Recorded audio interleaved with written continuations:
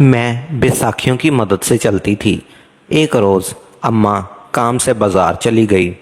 दरवाज़े पर दस्तक हुई तो मैं यूं ही दरवाज़ा खोला तो सामने दूध वाला खड़ा था। उसने अम्मा का पूछा तो मैंने कहा कि वो घर पर नहीं है। उसने दरवाज़े को धक्का दिया और अंदर आ गया, मुझे उठाकर कमरे में ले गया और मेरे साथ लाइट जाने के बाइस कमरे में बहुत गर्मी हो गई थी। अम्मा बाज़ार जा चुकी थी, घर में कोई नहीं था। अमूमन तो मेरी छोटी बहन सादिया घर में ही होती थी, लेकिन आज वो भी अम्मी के साथ ज़िद करके बाज़ार चली गई थी।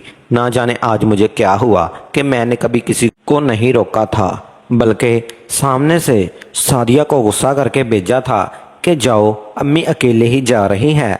वापसी पर उन्होंने सामान भी थामना होगा, वो तुम पकड़ लेना, इन्हें आसानी हो जाएगी। जबकि मेरी अम्मी दोबारा मुझे टोक चुकी थी कि भाई क्या हो गया जो तुम सादिया को घर से भेजना चाहती हो, जबकि मैंने आम से लहजे में कहा था कि आपकी फ़िक्र ही कर रही हूँ, अगर नहीं लेकर जाना चाहती तो मर्ज़ी है।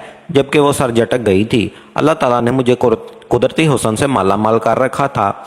जो भी मुझे देखता तो पलट कर ज़रूर देखता था। मेरे लिए कई बार रिश्ते आ चुके थे, लेकिन जब उन लोगों को मेरा मर्ज़ पता चलता कि मैं पाँव से चलने के काबिल नहीं हूँ तो वो लोग इनकार करके चले जाते थे। मैं कई बार इस दुख को सह चुकी थी, लेकिन अपने लबों से एक आ तक ना निकाली। मुझे अपने रब पर पूरा यकीन था, मुझे भरोसा था कि वो एक ना एक दिन मेरे लिए भी किसी शहजादे को ज़रूर भेजेगा। लेकिन मैं इस बात को बिल्कुल ही फरमोश कर चुकी थी कि मज़दूर लड़कियों के लिए शहजादे नहीं आते, बल्कि उनको तो नोचने के लिए दरिंदे आते हैं। अम्मा सादिया को हमरा घर से निकल गई। मेरी बैसाखी मेरे बराबर में ही रखी हुई थी, क्योंकि मैं घर में सादिया नहीं थी। अगर मुझे किसी भी चीज़ की ज़रूरत पड़ती तो मुझे खुद ही उठकर जाना था। मैं कभी कभी ऐसी चीज़ों से घबराया नहीं करती थी। मैं बहुत हिम्मत वाली थी, क्योंकि मैंने हालात से समझौता कर लिया था। मैं समझ गई थी कि अब मुझे इस बैसाखियों के सहारे ही सारी ज़िंदगी गुजारनी है, तो मैं इस चीज़ को कबूल कर ही लूँ तो ज़्यादा बेहतर है। जब शुरुआत में मेरे साथ एक बैसाखी दी गई तब मैं बहुत रोती थी, झंझलाती थी, गुस्सा कर जाती थी, उसे अपने आप से दूर फेंक देती थी। लेकिन जैसे जैसे वक्त गुजरता तो मुझे हकीकत समझ आने लगी थी कि यही मेरा मुकद्दर है और मुझे इसके साथ ही जीना है। लेकिन कहते हैं ना, इंसान हूँ, तकलीफ़ तो हो ही जाती है। बाज़ औक़ात आंखें भी नम हो जाती थी, दिल भी घबराता था और घंटों रो भी लिया करती थी। बस इसी में ज़िंदगी गुजर रही थी। अभी मैं दूसरा मसवा पलटती, इससे पहले ही दरवाजे पर ज़ोरदार किस्म की दस्तक हुई। मेरा दिल अचानक ही दहल उठा था कि इतनी ज़ोर से दरवाज़ा क्यों बजा है। वैसे ही मेरी अम्मा काम से बाहर गई थी। मैं फ़ौरन ही अपनी जगह से हिम्मत करके उठी और बैसाखी को थामा। मेरे पाँव लड़खड़ा रहे थे। आज एक बार फिर बेबसी से मेरी आंखों में आंसू आ गए थे, लेकिन मैंने खुद को मजबूत किया और ज़मीन पर कदम जमा कर चलने लगी। मैंने बहुत मुश्किल से यह रास्ता तय किया था, क्योंकि जिस अंदाज में दरवाज़ा बजाया जा रहा था मुझे ख़तरे की कोई अलामत लग रही थी। अब्बा भी लश्का लेकर निकले हुए थे और अम्मा और सादिया भी बाज़ार थीं। खुदा ना करे अगर इन तीनों को कुछ हो गया तो मैं क्या करूँगी। मेरे दिल में अजीब अजीब से वसवसों ने डेरा डाल लिया था और जैसे ही मैंने घबराते हुए दरवाज़ा खोला तो सामने दूध वाला खड़ा हुआ था। मैंने बेसाख्ता शुक्र का सांस खारिज किया। मेरे दिल से इस पहर अपने माँ बाप और सादिया के लिए दुआएं ही निकल रही थी। अल्लाह इन तीनों का साया मेरे सर पर सलामत रखे। अगर इन तीनों को कुछ हो गया तो मैं कहीं की नहीं रहूँगी।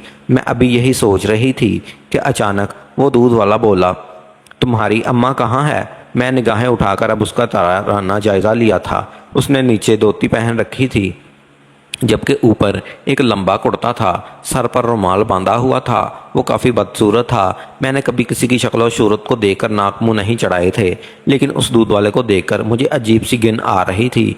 मैं फ़ौरन ही अपने दरवाजे बंद करते हुए बोली कि अम्मा घर नहीं है, बाज़ार गई हुई हैं। जब आ जाएंगी तो आकर उनसे हिसाब ले लेना, वो तुम्हारे बारे में ही जिक्र कर रही थी।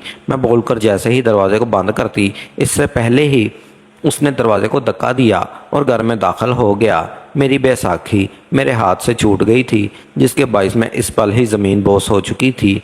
उसने यही मौका गनीमत जानकर फ़ौरन दरवाज़ा बंद कर दिया। मेरी सांस रोकने के मानंद चल रही थी, जबकि वो मुझे जिस निगाहों से देख रहा था वो मुझे ज़मीन में गाड़ने के लिए काफ़ी थी। मैंने फ़ौरन ही गुस्से से चलाई کہ یہ کیا بدتمیزی ہے، چلو دفع ہو جاؤ باہر، نہیں تو شور مچا کر پورا محلہ اکٹھا کر لوں گی۔ جبکہ وہ میری بات سن کے بے ساختہ ہنسا تھا اور میری جانب دیکھتے ہوئے بولا، باہر کوئی نہیں ہے، دوپہر کا وقت ہے، پوری گلی سنسان ہو رہی ہے، سب اپنے گھروں میں پنکھے چلائے سکون کی نیند لے رہے ہیں، اور اب تمہارے ساتھ سکون کی نیند لوں گا۔ یہ بات سنتے ہی میرا دم نکلنے کے در پر آ گیا تھا۔ میں جانتی تھی اس آدمی کی نیت مجھ پر خراب ہو چکی ہے اور اب سب کچھ بھی کر سکتا ہے۔ میں فوراً ہی ہاتھوں کی مدد سے بھاگنے لگی، لیکن اچانک ہی اس نے مجھے پیچھے سے دبوچ لیا۔ میری چیخ ایک دم سے نکل گئی اور اس نے میرے منہ پر اپنا ہاتھ جما دیا تھا۔ وہ بالکل بے قابو ہو رہا تھا، میری جان نکلنے کے در پر آ گئی تھی۔ یہ کیا ہو رہا تھا، میں کچھ نہیں جانتی تھی۔ اس نے اچانک ہی مجھے اپنے کندھے پر بوری کی طرح لاد لیا تھا۔ میری سٹی گم ہو چکی تھی، میرے ہاتھ پاؤں بہت بری طرح سے کانپ رہے تھے، یقیناً کچھ بہت غلط ہونے والا تھا۔ میں اس کو خدا تعالیٰ کا واسطہ دینے لگی، اس کے آگے گڑ گڑانے لگی، لیکن وہ بالکل شیطان بن گیا تھا، اس پر حیوانیت طاری ہو گئی تھی۔ میں اس کو اس کی بیٹی کا واسطہ دینے لگی تھی، لیکن اس نے اپنے کان لپیٹ لیے تھے۔ وہ سیدھا مجھے میرے بستر پر لایا تھا اور جانوروں کی طرح مجھے پٹک دیا تھا۔ میں ہمت کر کے پیچھے سرکنے لگی تو اس نے میرے پاؤں پکڑ لیے اور خود کی جانب کھینچتے ہوئے غلاظت بھرے لہجے میں بولا، جانے من کیوں تڑپ رہی ہو، اب تو دوریاں ہٹا دو۔ جب سے تجھے دیکھا ہے میری تو برداشت ہی ختم ہو گئی ہے۔ آج تیری اماں ابا اور سعدیہ کو جب گھر سے باہر دیکھا تو مجھے یہی موقع غنیمت لگا۔ آج میں تجھے ہر سکھ سے مالا مال رکھوں گا۔ میری جان تو یہ دماغ سے نکال دے کہ تیرے لیے کوئی رشتہ آئے گا اور تجھے ازدواجی زندگی کا سکھ ملے گا۔ اس لیے میں نے تجھے غریب پر ترس کھایا ہے کہ میں تجھے شادی شدہ زندگی کا سکھ دے ہی دیتا ہوں۔ وہ میرے ساتھ اس طرح سے باتیں کر رہا تھا جیسے وہ کر رہا ہے وہ احسان ہو مجھ پر، جبکہ جیسے ہی وہ بیڈ پر چڑھا میری آوازیں کہیں حلق میں ہی اٹک گئی تھی۔ میرے ساتھ زیادہ تر ایسا ہی ہوتا تھا۔ جب مجھ پر کوئی مصیبت آتی تھی یا مجھے چوٹ لگتی تھی یا کوئی بھی میرے حلق میں آواز دب کر رہ جاتی تھی، میں اس کو پٹی نگاہوں سے دیکھنے لگی تھی، اور جیسے جیسے وہ اپنی حد تجاوز کرنے لگا تو وہ تکلیف کے مارے چیخیں نکلنے کے در پر آ گئی تھی، لیکن اس کو مجھ پر رحم نہیں آ رہا تھا۔ وہ بالکل فرعون بن گیا تھا۔ وہ یہ بھی بھول گیا تھا کہ اس کے آگے بھی اللہ تعالیٰ نے بیٹی دی ہے۔ میں نے ایک پل کو آ کر اپنی تمام مزاحمتیں چھوڑ دی تھیں، کیونکہ اب میں بالکل بے بس ہو گئی تھی۔ میں نے ایک نظر گھر کی چھت کو دیکھا تھا اور اپنے رب سے مخاطب ہوتے ہوئے بولی تھی، جو جسم اور روح تیرے اس انسان نے روندی ہے، میرے مالک تو اس کو معاف نہ کرنا۔ میرے لبوں سے ایک ہی الفاظ جاری تھے۔ اس نے جلدی جلدی اپنا مطلب پورا کیا اور فوراً اپنے کپڑے وغیرہ پہن کر باہر کو بھاگا۔ شاید اس کو اندازہ ہو گیا تھا کہ وقت آ چکا ہے کہ اس کے گھر والوں کو آنے کا ہے۔ جیسے ہی برآمدے میں پہنچا تو ہمارے گھر کا دروازہ کھلا تھا اور سامنے اس کو اتنا حواس باختہ دیکھ کر میرے گھر والے بونچا کر رہ گئے تھے۔ واپسی پر ابا ہی اماں اور سعدیہ کو بازار لینے پہنچ گئے تھے، اور اب ان تینوں نے جب دودھ والے کو ہمارے گھر میں دیکھا اور اس کا لباس بھی بلا ترتیب دیکھا تو میری ماں کی ہوائیاں گم ہو گئی۔ میرے ابا اس دودھ والے کو پکڑتے، لیکن اس سے پہلے وہ آدمی انہیں دھکا دے کر بھاگ گیا تھا۔ میری اماں جلدی جلدی میرے کمرے میں آئی تو وہ بہت ہی ابتر حالت میں پڑی ہوئی تھی۔ انہوں نے فوراً دروازہ بند کر دیا۔ وہ چیخ چیخ کر رونے لگی تھی۔ ان کا رونا مجھے بہت تکلیف دے رہا تھا۔ میں نے مردہ نگاہوں سے اپنی ماں کو دیکھا تھا، وہ سینہ پیٹ رہی تھی۔ میرا دل تڑپ رہا تھا، لیکن سب کچھ ختم ہو گیا تھا۔ کافی دیر تک وہ میرے ساتھ ہی بیٹھی کرتی رہیں اور پھر ہمت کر کے کھڑی ہوئی اور میرے پاس قدم بہ قدم چلتی ہوئی آئی۔ مجھے لگا میری ماں مجھے سینے سے لگائی آئی تھی، میرے ماتھے پر محبت بھرا بوسہ دیں گی یا مجھے لباس پہنائیں گی، لیکن ایسا کچھ بھی نہ ہوا۔ اماں نے گھماتا ہوا ایک زناٹے دار تھپڑ میرے سیدھے گالے پر رسید کر دیا، جس کے تاب نہ لاتے ہوئے میں ایک طرف کو لڑک گئی تھی۔ مجھے یقین نہیں آ رہا تھا یہ میرے ساتھ کیا ہو گیا ہے۔ میں گال پر ہاتھ رکھے اپنی ماں کو بے یقین نگاہوں سے دیکھ رہی تھی۔ میں 22 برس کی ہو گئی تھی، لیکن آج تک اماں نے مجھ پر ہاتھ نہیں اٹھایا تھا۔ ہاتھ اٹھانا تو بہت دور کی بات ہے، انہوں نے مجھے تو کبھی سخت نگاہوں سے نہیں گھورا تھا، اور آج سب کچھ ختم ہو گیا تھا۔ وہ میرے بالوں کو جھنجھوڑتے ہوئے بولی، یہی مقصد تھا نا تیرا سعدیہ کو میرے ساتھ بھیجنے کا، کہ تو اپنے عاشق کو گھر بلا سکے۔ میں تجھے جان سے مار دوں گی۔ تو نے میری عزت کو دو کوڑی کر کے رکھ دیا ہے۔ تجھ جیسی اولاد ہونے سے بہتر تھا کہ میری اولاد نہ رہتی۔ لنگڑی تو مر کیوں نہ گئی۔ میں اپنی ماں کے منہ سے ایسی ایسی البقات سن کر مرنے کی دہلیز پر آ گئی تھی۔ آج سے پہلے میری ماں نے کبھی مجھے لنگڑی کا خطاب نہیں دیا تھا، اور آج وہ اس دوراہے پر آ کر کھڑی ہو گئی تھی کہ مجھے کیا کیا بول چکی تھی۔ وہ مجھے اپنا بیلٹ اٹھا کر مارنے لگی تھی۔ میری ہچکیاں بند ہو گئی تھی۔ مجھے کچھ سمجھ نہیں آ رہا تھا کہ میں کیا کروں۔ انہیں میرے حال پر بالکل رحم نہیں آ رہا تھا۔ وہ بالکل میرے ساتھ جانوروں جیسا سلوک کر رہی تھی۔ ابھی جو وہ آدمی میرے ساتھ کر کے گیا تھا، اس کے بعد میرا جسم ویسے ہی درد سے چکنا چور تھا، اور اب اوپر سے ان کا مارنا مجھے بہت تکلیف سے دوچار کر رہا تھا۔ تھوڑی دیر بعد جب وہ مار کر تھک گئیں تو زبردستی مجھے کپڑے پہنانے لگیں اور کمرہ کھول کر چلی گئیں۔ جب میں گئی، موت مری تھی۔ مجھے اپنی ماں کی لگائی ہوئی ضرب سے تکلیف نہیں تھی، مجھے ان کے بولے گئے جملوں سے تکلیف تھی۔ میں نے کبھی خواب میں نہیں سوچا تھا کہ جس ماں کا نام لے لے کر میں زندگی گزارتی ہوں، وہ ماں مجھ پر اتنی بے یقینی کرے گی کہ سب کچھ ہوتا دیکھتے وہ آنکھیں بند کر لے گی۔ میں کئی گھنٹے روتی رہی تھی۔ میرے دماغ میں ایک ہی بات آ رہی تھی کہ مجھے اب مر جانا چاہیے۔ اس دنیا میں رہنے کا کوئی فائدہ نہیں۔ یہاں کے لوگ بہت ظالم ہیں اور میں یہاں پر نہیں جی سکتی۔ لوگوں کو جب معلوم ہوگا کہ میری عزت لوٹ لی گئی ہے تو سب مجھے دھتکاریں گے، سب مجھے برا بلا ہی کہیں گے۔ یہ سوچ آتے ہی میرا دماغ بنا اٹھاتا تھا۔ میں اتنی بیساکھی تلاش کرنی چاہی تو مجھے وہ کہیں نظر نہیں آ رہی تھی۔ میں نے خود کو قابو کیا اور بیڈ کے سہارے کھڑی ہوئی۔ میری پہنچ سے چھڑی تھوڑی دور ہی تھی، فروٹ باکس میں لگی۔ وہ میرا ہی شاید انتظار کر رہی تھی۔ میں نے اپنے دل کو مضبوط کیا اور اس کی طرف قدم بڑھائے۔ 2 قدم چلنے کی دیر تھی کہ میں منہ کے بل گری تھی۔ میرے گرنے کی آواز سے فوراً ہی سعدیہ کمرے میں با کر آئی تھی۔ آج سعدیہ کو دیکھ کر مجھے بے تحاشا رونا آیا تھا۔ کاش میں سعدیہ کو اماں کے ساتھ نہ بھیجتی تو آج میرے ساتھ یہ سب کچھ نہ ہوتا۔ کم از کم سعدیہ میری حفاظت تو کر لیتی۔ اگر حفاظت نہ کر سکتی تو میری اماں کو میری بے گناہی تو بتا دیتی۔ مجھے بہت رونا آ رہا تھا۔ سعدیہ نے مجھے اٹھایا اور بستر پر بیٹھا دیا۔ وہ میرے کندھوں پر ہاتھ رکھتے ہوئے بولی، آپ پریشان مت ہو، میں جانتی ہوں آپ نے کچھ نہیں کیا۔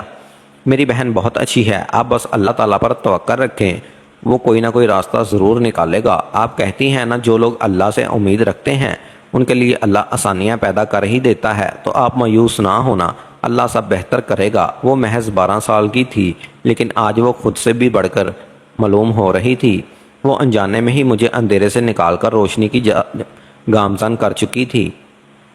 میں اندھیرے کی طرف جا رہی تھی۔ میں خود کچھ جیسی حرام موت کو گلے لگا رہی تھی، اور اگر آج وہ کر جاتی تو بعد میں میرے لیے کتنی مشکلات ہوتی مجھے معلوم تھا۔ جو لوگ خودکشی کرتے ہیں وہ ہر روز مرتے ہیں۔ میرے دماغ میں بھی یہی سب کچھ گردش کر رہا تھا، اور میرے آنسو تو بہہ رہے تھے۔ مجھے کچھ نہیں معلوم تھا کہ میں کیا کرنا ہے۔ میں نے سعدیہ کو اپنے گلے سے لگایا اور زاروں قطار رو رہی تھی۔ اس کو سینے میں بھیج کر بھی ایک ہی بات گردن کر رہی تھی کہ سعدیہ مجھ پر بھروسہ رکھو، تمہاری اپنی نے کچھ نہیں کیا، میں بے قصور ہوں۔ جبکہ سعدیہ میری کمر پر دھیرے دھیرے سے ہاتھ پھیرتے ہوئے بولی، پاپا میں جانتی ہوں میری بہن کچھ کر ہی نہیں سکتی، وہ بہت ہی نیک ہے، آپ بس اللہ سے دعا کریں کہ آپ کو انصاف مل جائے۔ جبکہ میں فوراً ہی اس کو اپنی بیساکھی لانے کا بول گئی تھی، کیونکہ میں نماز پڑھنا چاہتی تھی اور سب تماشوں میں میری ظہر نکل گئی تھی، اور اب میں عصر کا وقت گنوانا نہیں چاہتی تھی۔ سعدیہ بھاگ کر گئی اور مجھے میری بیساکھی لا کر دی، جس کو تھام کر میں فوراً ہی باتھ روم میں چلی گئی۔ جانتی تھی سعدیہ خوف زیادہ ہو گئی ہے، وہ میرے کمرے میں ہی موجود ہوگی۔ میں دل سے توبہ بھی کر چکی تھی کہ میں کسی کو بھی خود جیسی حراموت کو گلے نہیں لگاؤں گی۔ میں نے فوراً ہی وضو بنایا اور باہر آ گئی۔ سعدیہ پہلے ہی میرے لیے جائے نماز اور کرسی کا اہتمام کر چکی تھی۔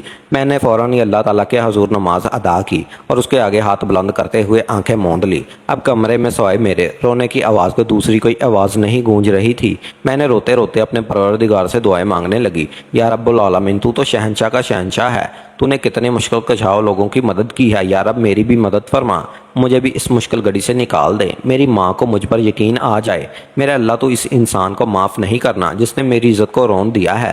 میں بہت ہی مشکل ہوں، اللہ تو میرے لیے آسانیاں فرما دے، مجھے اس عذاب سے نکال دے۔ میں نے کچھ نہیں کیا، میرے رب مجھے معاف کر دے۔ میں اپنے ناکارہ گناہوں کی معافی طلب کر رہی ہوں۔ میں جانتی تھی وہ رب بہت کریم ہے، میری ہر مشکل کو ٹھیک کر دے گا۔ سعدیہ بالکل ٹھیک کہتی تھی، مجھے اپنے رب پر بہت توکل تھا، اور اسی توکل کی وجہ سے میں جیتنے والی نہیں، لیکن میں نہیں جانتی تھی اس جیت سے پہلے بھی میرے لیے ایک اذیت بری رات جھیلنی ہے۔ تھوڑی دیر عبادت کر لینے کے بعد میں آرام کرنے کے غرض سے بستر پر نیم دراز ہو گئی تھی۔ اماں کی مار، اس کے نشان، مجھے استعمال کرنا اور پھر میرا اتنا رونا میرے سر میں درد کا کر چکا تھا اور میں جلد ہی نیند کی وادیوں میں کھو گئی تھی۔ میں عصر کی نماز پڑھنے کے بعد جو سوئی تھی اس کے بعد مجھے کچھ ہوش ہی نہیں تھا۔ رات کا دوسرا پہر چل رہا تھا اور میں ایسے ہی نیند کے آغوش میں تھی۔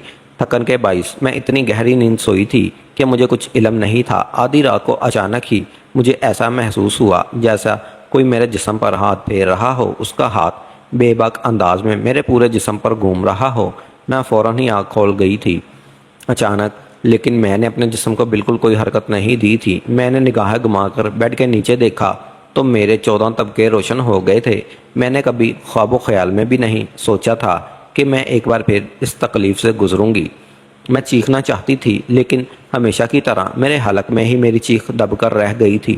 لیکن میں نے اپنے اللہ سے دعا مانگی تھی، مجھے اپنے رب پر پورا توکل تھا۔ میں دل ہی دل میں خدا سے دعا کرنے لگی کہ کسی بھی طرح میری اماں ابا کسی کو میرے کمرے میں بھیج دے یا پھر سعدیہ کو جگا دے، نہیں تو یہ درندہ ایک بار پھر میری عزت لوٹ لے گا۔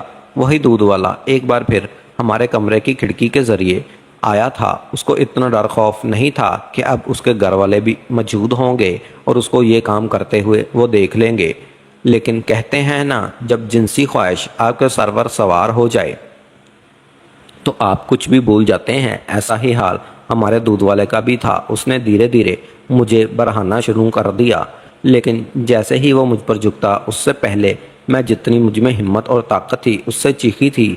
میری چیخ اتنی بلند و بالا تھی کہ وہ خود ایک پل کے لیے ہڑبڑا گیا تھا۔ برابر میں سوئی ہوئی سعدیہ جھٹکا کھا کر اٹھی تھی، جبکہ میری ماں اور اماں بھی فوراً میرے کمرے میں آ گئے تھے اور اس آدمی کو ایک بار پھر میرے کمرے میں دیکھ کر سب حیران تھے، جبکہ وہ بہت بری طرح سے گھبرا گیا تھا۔ جب اس نے سب کو بیدار دیکھا تو اس کی سٹی پٹی گم ہو گئی تھی۔ وہ فوراً ہی وہاں سے بھاگنے کی کوشش کرنے لگا، لیکن اب سب کچھ بہت مشکل تھا۔ وہ ہاتھ آ چکا تھا۔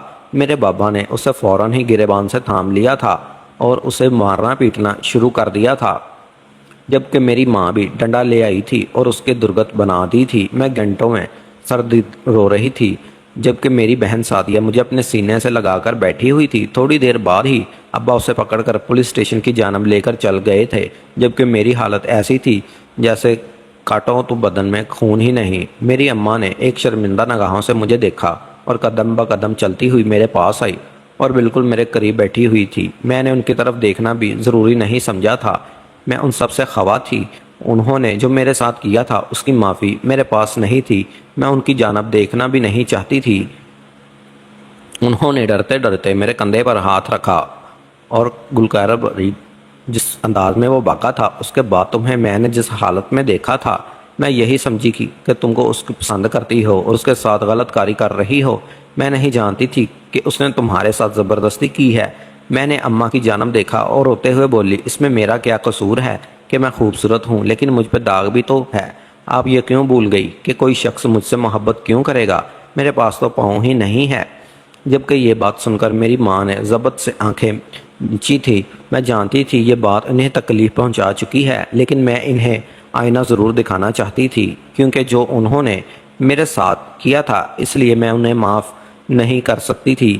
میں ان کی سگی اولاد تھی۔ انہوں نے مجھ پر بھروسہ نہیں کیا تھا اور یہی چیز مجھے تکلیف دے رہی تھی۔ میری اماں میرے آگے ہاتھ جوڑ چکی تھی، جبکہ میرا دل ایک دم سے لرز اٹھا تھا۔ میں نے فوراً انہیں اپنے سینے سے لگا لیا تھا، جبکہ وہ میرے سینے سے لگتے ہی زاروں قطار رونے لگی تھی۔ میں نے اپنی ماں کو معاف کر دیا تھا۔ میں چاہتی تھی ان کو آئینہ دکھانا، میں ان کی اور باتیں سنانا چاہتی تھی، لیکن ان کا میرے آگے ہاتھ جوڑنا مجھے بہت ہی شرمندہ کر گیا تھا۔ ماں کا رتبہ سب چیزوں سے بڑھ کر ہوتا ہے اور میں اپنی ماں کو ایسا نہیں دیکھ سکتی تھی۔ ابا اس دودھ والے کو سیدھا پولیس اسٹیشن لے کر گئے تھے۔ وہاں جا کر رپورٹ درج کروائی اور اس کو حوالات کی سیر کروا دی تھی۔ ہمارے پاس اتنے وسائل نہیں تھے، لیکن خدا کا شکر تھا وہاں موجود ایس پی بہت اچھا انسان تھا۔ اس نے فوراً ہی اسے اریسٹ کر لیا تھا اور ریپ کیس کے چکر میں کافی بھاری چارج لگائے تھے، جس کے باعث اس کی ضمانت ہونا بہت مشکل تھا اور اس دودھ والے کے پیچھے آگے کوئی بھی ایسا نہیں تھا جو اس کی حمایت کرتا۔ اس کی بیوی نے اس کو ڈھونڈ رہی تھی، لیکن ہم نے خاموش رہنے میں ہی عافیت جانی تھی، کیونکہ اگر ہم کچھ بھی کہتے تو ہماری ہی بدنامی ہونی تھی۔ کچھ روز بعد ہی پولیس اسے دروازے پر آ گئی تھی کہ کورٹ سے آپ کا بلاوا ہے، جبکہ اس کی بیوی نے صاف ہاتھ کھڑے کر دیے تھے کہ وہ ایسے کسی بھی معاملے میں نہیں پڑنا چاہتی۔ کیونکہ اس آدمی کا ایسا ہی ہے۔ اور جب اس کی بیوی کے منہ سے پولیس والوں نے یہ بیان سنا تو وہ فوراً ہی وہاں سے لوٹ گئے تھے۔ میں نے ڈرتے ڈرتے ابا کو سمجھایا تھا کہ ہم اسے معاف کر دیتے ہیں، لیکن میرے باپ نے صاف کہہ دیا تھا کہ جس شخص نے میری بیٹی کی عزت کو روندا ہے میں اسے معاف نہیں کر سکتا۔ اسے ایسی اذیت کی موت ماروں گا کہ وہ تڑپا تڑپا کر رہ جائے گی۔ اور کچھ روز بعد ہی کورٹ میں سنوائی ہوئی تو اسے 10 سال کی قید سنائی گئی تھی، جبکہ مجھے ایسا محسوس ہو رہا تھا جیسے میرے دل پر ٹھنڈی پھوار پڑ رہی ہو، میرے مجرم کو سزا مل گئی ہو۔ میں نے ایک سکون کی سانس خارج کی تھی اور آسمان کی جانب دیکھ کر ایک ہی الفاظ کہے تھے، یا رب مجھے ہمیشہ تجھ پر توکل